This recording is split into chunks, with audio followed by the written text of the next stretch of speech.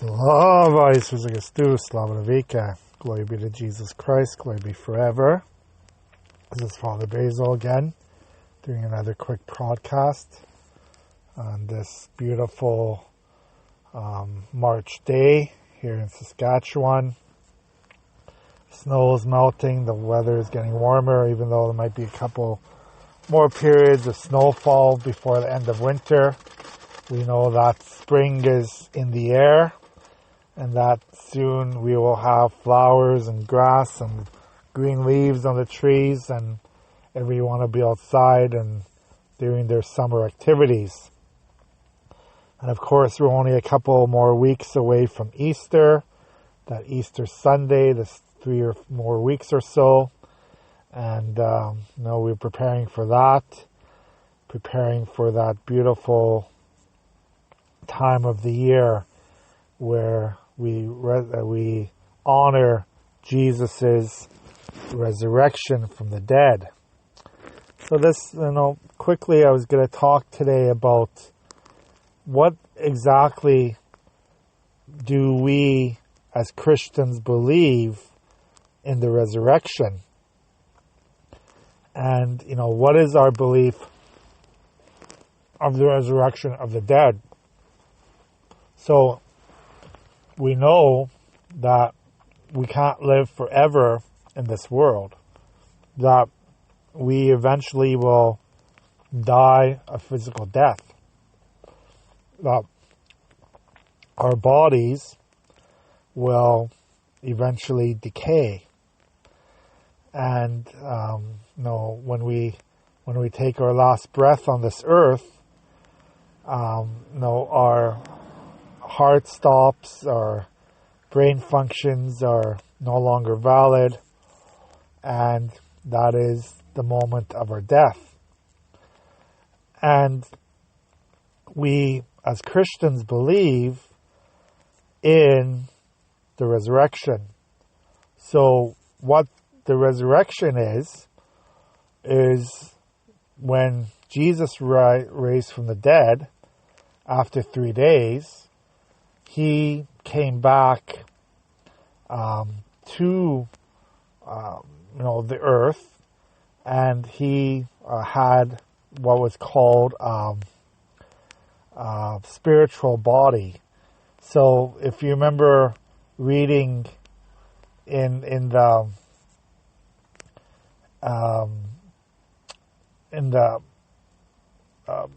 gospel stories after Jesus rose from the dead, even though he, partook of things like a normal human being did. He ate with the apostles. He did different things. He asked Thomas to touch his wounds on his body. He really had a spiritual body because he could go anywhere he wanted to. He appeared in a locked room with the apostles. He appeared many times, and he basically, when we have that spiritual body, we don't have the limitations of our physical body like we have on this earth. So a spiritual body basically is we are able to go anywhere, right? Just like Jesus did. But the resurrection means that our souls, because our souls are eternal, our souls will never die. They are always alive. So we will have that consciousness after we die. And we will know the same way that we know here on earth. So we will, if we are, of course, in heaven, in the heavenly kingdom, we will have that same consciousness of the people around us, of the people we knew on this earth. Supposedly, we're gonna have purified spiritual bodies, which are perfect. They'll never have sickness again. We'll never have pain again. We'll never have any of those things that we had on this earth. So it's a different type of body that we'll have in the heavenly kingdom than we have on earth, because our body on earth is always decaying, always, not being eternal. Our bodies on earth are not eternal; they eventually die and decay. And so, supposedly in the heavenly kingdom, we will again know each other. We will recognize each other somehow through our bodies, like we did on earth. So the resurrection is going to take place in two different formats. So there's what's called the particular judgment that we're going to have, and the general judgment. So supposedly at the moment of our death, as soon as we die, we will have the particular judgment. That means that we will know immediately where our soul is going to spend eternity. Okay? So immediately after we die, we will know where our soul is going to be. Whether it's going to be with God forever, or whether it's going to be away from God forever. Okay? And of course, there's also that place called purgatory, which is the purification of our souls after we die. For some people, are purified. Okay? But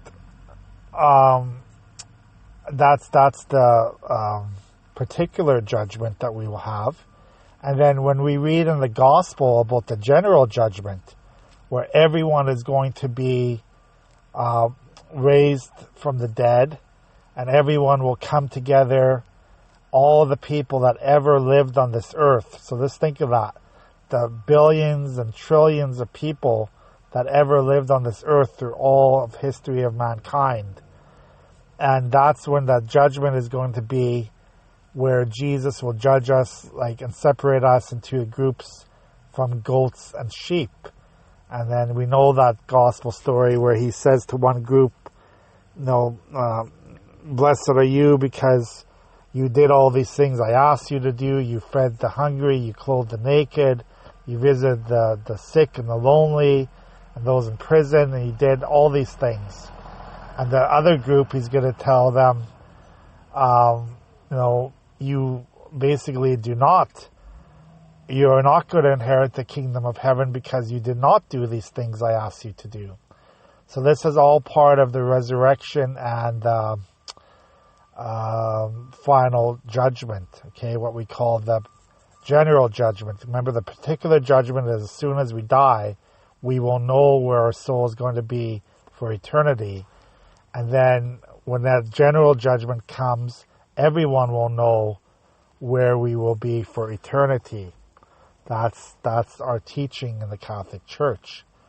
So again, we're going to have a different type of body after our death.